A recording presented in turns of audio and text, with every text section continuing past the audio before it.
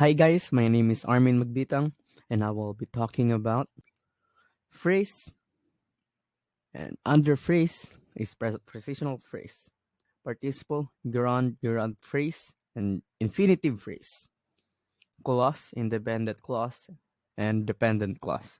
So phrase. Phrase is a small of set of words that stand alone as a conceptual unit and usually make up a sentence. Prepositional phrase. A prepositional phrase is a sentence fragment made up of a single preposition and the subject it modifies. A prepositional phrase object can be a clause, gerund, or noun. In. In time, in demand, in focus. On watch, on schedule, on the record. At high speed, at risk, at one side. Participle. Participle is an adjective or to create several verb tenses are two examples of the many uses for participle. A word type that is derived from a verb. Ground. A verb with a ing ending that is used as a noun is called gerund.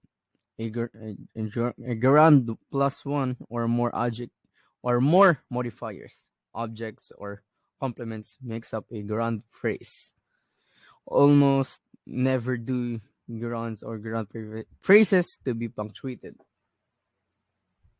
Gerund phrase, any non-finite verb form, commonly but not always one that serves as a noun. It's known as a gerund in many languages. It possesses features of both verb and noun in English, such as the capacity to accept a direct object and the ability to be modified by an adverb. Infinitive phrase. Infinitive phrases are composed of an infinitive, a modified pronouns, direct objects, indirect objects, or complements of the action or situation described in the infinitive.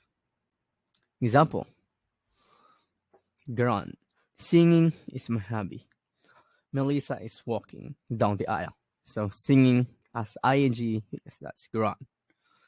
Grand phrase: she quits the game without looking back. She prefers chocolate than strawberry. Infinitive phrase: to get an honor is her goal. I love to dance all night. Clause. A clause is a component of language that consists of a semantic predicate and a semantic predicate. A typical clause consists of a subject and many possible objects, and additional modifiers and a syntactic predicate, which is of often a verb phrase. Independent. A clause that can be used as a simple phrase on its own is known as an independent clause. An independent clause is one that makes sense on its own and as a subject and predicate.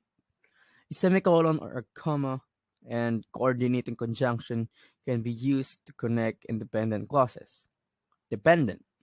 Dependent is a set of words known as a independent clause as a subject and a verb, but does not fully communicate a thought.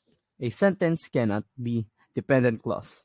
A dependent marker word is frequently used to identify dependent clauses. Example: dependent clause 1. I was too late to work. Number 2. Brushing your teeth 3 times a day is crucial. Dependent clause. Because he was mad at me after he finished school. Thank you for listening to me. I'm John Armin Macbitang. I hope you learned something in my reporting and hope you have a great day. Thank you.